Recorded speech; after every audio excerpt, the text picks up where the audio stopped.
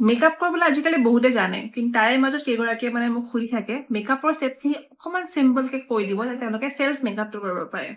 আহকচোন আজি আপোনালোকক চেল্ফ মেকআপ কৰিব পৰাকে কেইটামান ষ্টেপ আপোনালোকক কৈ দিওঁ যাতে আপোনালোকেও ধুনীয়াকৈ আপোনালোকৰ মেকআপটো কৰি ল'ব পাৰিব। ভিডিঅ'টো হেৰাই যোৱাৰ আগত ভিডিঅ'টো ছেভ কৰি লওক যাতে ভৱিষ্যতে আপোনালোকে এই ভিডিঅ'টো চাই পেলাই নিজৰ মেকআপখিনি কৰি ল'ব পাৰিব।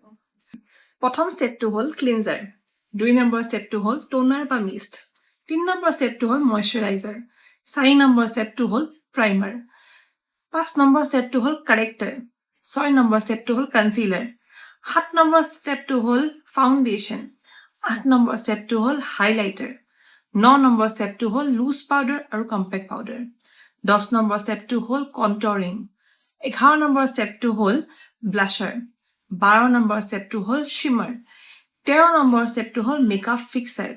আৰু মেকআপটো লং লাষ্টিং কৰিবলৈ হ'লে মেকআপটো কৰাৰ মাজে মাজে আপোনালোকে ছেটিং স্প্ৰে ব্যৱহাৰ কৰিব পাৰিব।